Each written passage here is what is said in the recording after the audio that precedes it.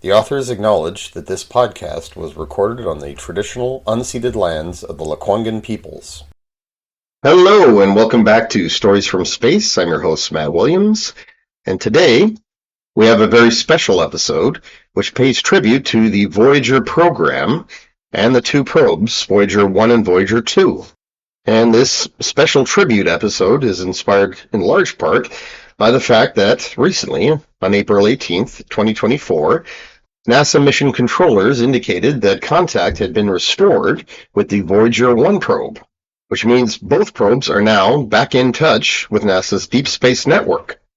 This makes Voyager 1 and 2 NASA's longest-serving missions, as well as the farthest to ever travel from Earth. And while they're not the only missions in interstellar space, there currently being 5, they have been there far longer than New Horizons, and remain active unlike Pioneer 10 and 11. The information, pictures, and data they returned on the outer planets was not only groundbreaking, but in many cases has yet to be repeated. The Voyager missions were originally conceived as part of the Mariner program. In the original architecture, NASA's Jet Propulsion Laboratory planned to send 4 spacecraft to the outer solar system to conduct what they called the Planetary Grand Tour program, which they had slated for the late 60s and early 70s. These probes would work in pairs of 2 and would explore all of the outer planets of the solar system. Whereas 2 would visit Jupiter, Saturn, and Pluto, the other 2 would visit Jupiter, Uranus, and Neptune. The missions would also take advantage of an alignment of the outer planets that occurs every 175 years.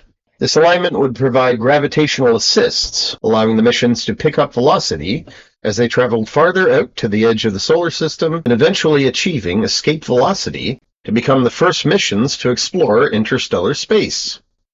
However, due to the high cost of the program and the changing budget environment at NASA in the post-Apollo era, the original plan was scrapped. In its place, elements of the Grand Tour program were merged with the new Voyager program, which called for 2 probes, which would explore 2 separate trajectories established by NASA, which included the JST trajectory and the JSX. Whereas the JST trajectory would bring the Voyager 1 probe past Jupiter and Saturn with a quick flyby of Saturn's largest moon, Titan, JSX would offer greater flexibility and allow the Voyager 2 probe to fly past Jupiter and Saturn, then continue onto Uranus and Neptune. This plan scrapped a possible flyby of Pluto, which would not be visited until the New Horizons probe buzzed the system in July of 2015. The Voyager probes were equipped with an advanced suite of scientific instruments, which included an imaging science system consisting of 2 cameras, one narrow angle and one wide angle, that would provide images of Jupiter, Saturn, and other celestial objects along the 2 probes' trajectories. They also came equipped with a series of magnometers, spectrometers, radio science instruments, and others. These would allow the probes to determine the atmospheric composition and measure the temperature profiles, thermal properties, and radiation of Jupiter, Saturn, Uranus, and Neptune, as well as to gauge the size of the particles in Saturn's rings. The magnetometers could also be used to measure the magnetic fields of the outer planets, as well as their interaction with solar wind. The probe's magnetometers were also intended to measure the interplanetary magnetic field out to the solar wind boundary and its interaction with the interstellar magnetic field and beyond. What's more, the Voyager probes carry a special payload known as the Voyager Golden Record. The Voyager 2 probe was the first to launch in August of 1977. Voyager 1 launched 16 days later in September of 1977, following Voyager 2's path towards Jupiter. Voyager 1 was the first to arrive in January 1979, followed by Voyager 2 in July. During their stay in the Jovian system, the 2 probes collected images and data that revealed unknown details about Jupiter and many of its larger moons.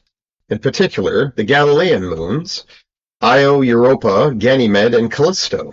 This included 4 months of observations of the moon Io, Jupiter's innermost Galilean moon, in which the 2 probes monitored continuous volcanic activity on the surface. This was the first time active volcanoes had been viewed beyond Earth, and led to theories about how Io's interaction with Jupiter's powerful gravitational field caused internal heating in the moon, producing large lava flows that continuously erupted on the surface. Voyager 1 was also responsible for taking pictures of Jupiter's Great Red Spot that led astronomers to conclude that it was a huge cyclonic storm. Voyager's cameras also picked up unusual features on Ganymede, which included grooved terrain, which suggested that the surface experienced a form of tectonic activity. But in this case, ice was involved rather than a rocky mantle. Voyager 1 was also responsible for detecting Jupiter's ring system, which the Voyager 2 probe would go on to take the first images of. Previously, astronomers believed that only Saturn among the gas giants had a ring system, but based on the Voyager probe's results, they came to understand that all gas giants have a ring system, but which are generally composed of lower albedo material, which is far less reflective and therefore much harder to see with Earth-based telescopes. The Voyager 1 and 2 probes also discovered something very interesting about the moon Europa, the moon that orbits between Io and Ganymede. Like Ganymede, this included features known as chaos terrain, characterized by patches of ice that are cratered and rugged, existing alongside patches of smooth, younger ice. This was interpreted as evidence of possible endogenic surfacing, where material is exchanged between the interior and the surface. These and other lines of evidence pointed towards the possible existence of an ocean in Europa's interior, one that existed beneath the icy crust at the core mantle boundary. Combined with tidal models that suggested that Jupiter's gravity caused the moon's interior to flex, much like Io's, this would lead to geothermal heating, but instead of producing magma, it would maintain a warm water ocean.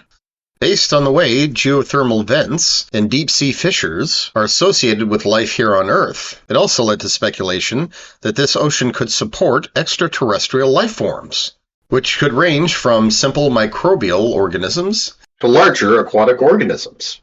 Scientists still don't know, but are hoping to get a better idea with missions like Europa Clipper in the near future.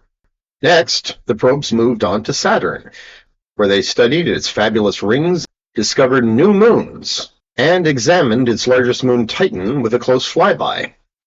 Voyager 2 was the first to enter the system in August of 1980, while Voyager 1 followed 3 months later in November. Among their discoveries, the probes charted the complex structure of Saturn's rings, which consisted of smaller rings embedded between larger ones, and also measured their composition. In particular, they noted that the rings contained more water ice than previously thought. Together, the probes discovered Atlas, Prometheus, Pandora, Tethys, and Iapetus, satellites that had previously eluded detection. They also confirmed that some of these moons acted as shepherds, keeping the material in line in some of Saturn's narrow rings.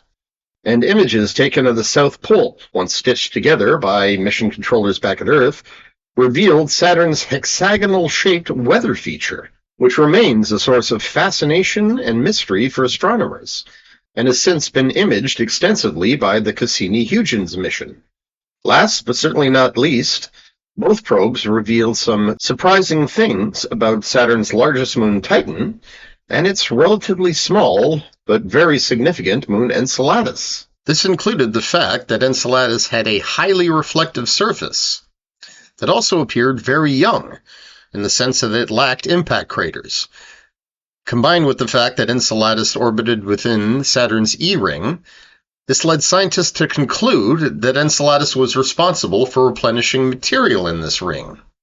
This theory would later be confirmed by the Cassini-Huygens mission, which obtained multiple images of the plume activity erupting from the moon's southern polar region. Like Europa and Ganymede, Enceladus would soon be added to the list of ocean worlds, icy moons with interior oceans in the outer solar system. As for Titan, while the Pioneer 11 mission had previously visited the moon in 1979, the images and data acquired by the Voyager probes were of greater quality. Voyager 1's trajectory was also designed to provide the optimal Titan flyby. This allowed the two spacecraft to determine the density, composition, and temperature of Titan's atmosphere. These confirmed that Titan's hazy atmosphere, which obscured its surface features, was largely composed of nitrogen. This makes Titan the only body in the solar system, other than Earth, to have a dense nitrogen atmosphere. In addition, the probes noted large quantities of hydrocarbons, particularly methane and ethane. The probe's data also hinted at the possible existence of liquid methane lakes on the surface. This, too, would be confirmed by the Cassini-Huygens mission, and indicated that Titan had something akin to a hydrological cycle like Earth, existing in the form of vapor in our atmosphere, water in our oceans, and precipitation in between. The solvent involved was methane and other hydrocarbons. At this point, the Voyager 1 and 2 probes departed from each other and followed separate trajectories that would eventually lead them both to the outer solar system. Meanwhile, the Voyager 2 probe continued on to Uranus and Neptune. In January of 1986, it passed through the Uranian system. It became the first probe to image its cold dark rings. The images it acquired also revealed 11 new moons, while its magnetometers studied Uranus's magnetic field and learned of its unique properties. In essence, Uranus's magnetic field is tilted towards its own equator and towards the Sun, meaning that one pole will experience perpetual sunlight and the other perpetual darkness for many years at a time. In August of 1989, the Voyager 2 probe became the first to visit Neptune. In addition to capturing images of Neptune's rings, Voyager 2 also discovered 6 new moons, and also captured the first close-up images of Triton, Neptune's largest moon. These revealed what scientists refer to as cantalouperine terrain, consisting of rough patches that were pockmarked with crater-like features.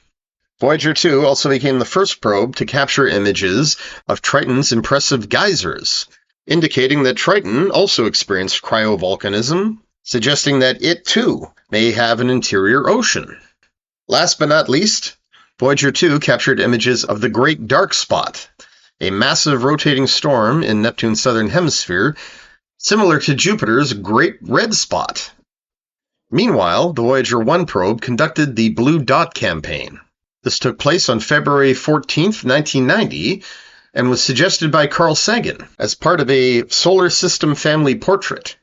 Rotating its camera back towards Earth, Voyager 1 was able to capture an image of Venus, Earth, Jupiter, Saturn, Uranus, and Neptune as faint points of light around the Sun.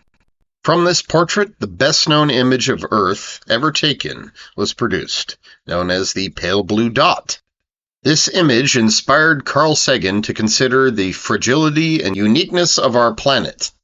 It also inspired him to write the book of the same name, in which he said, "Consider again that dot.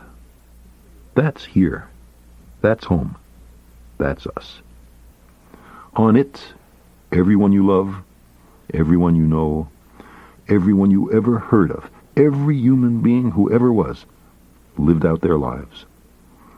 The aggregate of our joy and suffering, thousands of confident religions, ideologies, and economic doctrines, every hunter and forager, every hero and coward, every creator and destroyer of civilization, every king and peasant, every young couple in love, every mother and father, hopeful child, inventor and explorer, every teacher of morals, every corrupt politician, every superstar, every supreme leader, every saint and sinner in the history of our species lived there, on a mote of dust, suspended in a sunbeam. The Earth is a very small stage in a vast cosmic arena. Think of the rivers of blood spilled by all those generals and emperors, so that in glory and triumph they could become the momentary masters of a fraction of a dot.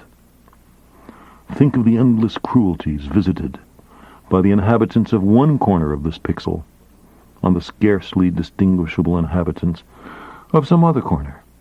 How frequent their misunderstandings, how eager they are to kill one another, how fervent their hatreds. Our posturings, Our imagined self-importance, the delusion that we have some privileged position in the universe, are challenged by this point of pale light. Our planet is a lonely speck in the great enveloping cosmic dark. In our obscurity, in all this vastness, there is no hint that help will come from elsewhere to save us from ourselves. The Earth is the only world known so far to harbor life. There is nowhere else, at least in the near future, to which our species could migrate. Visit? Yes. Settle? Not yet. Like it or not, for the moment, the Earth is where we make our stand. It has been said that astronomy is a humbling and character-building experience. There is perhaps no better demonstration of the folly of human conceits than this distant image of our tiny world. To me, it underscores our responsibility to deal more kindly with one another and to preserve and cherish the pale blue dot, the only home we've ever known. Carl Sagan also played an important role in another major aspect of the Voyager missions, which were the Golden Records. These records were designed by a select committee chaired by Carl Sagan. The contents of the record includes pictures and sounds of Earth, as well as symbolic directions on the cover for how to play the record and where the solar system is located in our galaxy. Much like the Pioneer plaques that adorned their predecessors, the Pioneer 10 and 11 probes, the purpose of the Golden Record was to act as an interstellar message to an advanced civilization that might come upon it someday, or as a time capsule to future generation of humans, who may, in the course of exploring neighboring star systems, come upon this ancient piece of technology, which could teach them a great deal about the late 20th century and the civilization that built and sent the probes out into space. While the two probes are now in the interstellar medium, it will take several thousand years for them to reach the nearest star systems. In 40,000 years, Voyager 1 will pass within 1.6 light years of AC plus 793888, a star in the constellation of Camelopardalis. In that same time, Voyager 2 will pass within 1.7 light years of Ross 248. About 296,000 years from now, it will pass within 4.3 light years of Sirius, the brightest star in the sky. Today, some 47 years after they were first launched, both probes are still functioning and relaying vital information back to Earth. To ensure that the probes can keep transmitting, NASA implemented a new power strategy where a small reservoir of backup power that had been set aside as part of an onboard safety mechanism was now being used. Over time, the probes will be powered down further by switching off one instrument after another. At present, NASA estimates that the Voyager 1's extended mission will continue to return science data until at least 2025, with a maximum lifespan of until 2030. By 2036, its radioisotope thermoelectric generator may not supply enough electrical power to keep returning engineering data. Meanwhile, the Voyager 2 spacecraft is expected to be able to return data via the Deep Space Network well into 2036. As for when the mission will end, that's difficult to say. It is ongoing at this point, and the scientific returns will diminish the farther the probes get away from us, and which will also impede NASA's efforts to initiate fixes and corrections. Nevertheless, in their time, the Voyager probes have left an unparalleled legacy. As noted, the Pale Blue Dot campaign produced one of the best-known pictures of Earth. The inspiration it provided to Carl Sagan to write his book of the same name echoed what Frank White said in his book, The Overview Effect, about how viewing Earth from space can cause a cognitive shift where the individual begins to understand how fragile and precious Earth's ecosystems are, and how all life on Earth is connected, irrespective of national boundaries. The information they revealed about Jupiter's systems of moons also inspired the subsequent installments in Arthur C. Clarke's Space Odyssey series, which focused on the possibility of life within Europa's icy shell, and how that life could evolve further if Jupiter were converted into a second sun. They also inspired the Grand Tour series of famed science fiction author Ben Bova, where each book in the series detailed a settlement in a certain part of the solar system. Voyager probes were also a plot device in Star Trek The Motion Picture, where the probes eventually encountered an alien entity that began to travel to Earth in order to find its makers. Most importantly of all, Voyager missions inspired NASA and other space agencies to mount follow-up missions to study the outer planets. These include the Galileo and Juno orbiters, both of which studied Jupiter and its systems of moons exclusively. And whereas the Galileo mission studied Jupiter and its moons between 1995 and 2003, the Juno probe commenced science operations around Jupiter in 2016 and is expected to remain in operation until September 2025. It also includes the Cassini-Huygens mission, which entered the Saturn system in 2004 and remained in operation until 2017.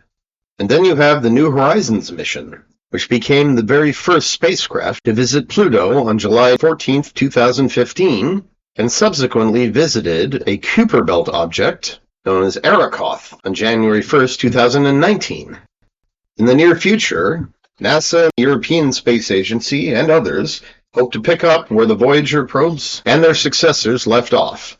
This includes the European Space Agency's Jupiter Icy Moons Explorer, or JUICE, which launched on April 14, 2023, and will reach the Jupiter system by 2031. This probe will conduct extensive studies of Ganymede in order to learn more about its composition, surface, and its interior ocean, and will also conduct a flyby of Europa. On October 10th of this year, JUICE will be joined by the Europa Clipper mission, which will surpass it in space and reach Jupiter by 2030, whereupon it will conduct extensive investigations of Europa, examine its surface and interior, and attempt to address the fundamental question of whether or not there could be life there. Proposals have also been made for an Enceladus orbiter, which would pick up where the Cassini probe left off by flying directly through the plumes emanating from its southern polar region and examining them for biosignatures. There are also numerous missions on behalf of NASA, the China National Space Agency, the European Space Agency, and others to send additional spacecraft to the outer solar system. These would not only investigate Uranus and Neptune, which are poorly studied compared to Saturn and Jupiter, but also other potential ocean worlds. These include Titan, Saturn's largest moon, but also Dione, Mimas, and Miranda in the Saturn system, Ariel, Titania, Umbriel, and Oberon in the Uranian system, Triton in the Neptune system, as well as Pluto and Charon. At this point, it's impossible to know what the ultimate fate of the Voyager probes will be. But one thing is clear. Long after they ceased operation, they will continue to drift through the cosmos and could very well become the first messengers from the solar system to ever make contact with another advanced species. Or possibly they could become time capsules, which future humans will stumble upon, possibly centuries or even millennia from now. What they will make of these missions, whether or not they will even recognize them for what they are, and how future generations will interpret the content of the Golden Records, and how will these reactions compare to those of an advanced extraterrestrial species. These are all very fascinating questions, and they help to establish the purpose of the Voyager probes and their ongoing mission out into the Milky Way. At this point, one can only imagine. But to paraphrase another great science communicator, Arthur C. Clarke, the truth, as always, will be far stranger than fiction. In the meantime, thank you for listening. I'm Matt Williams, and this has been Stories from Space.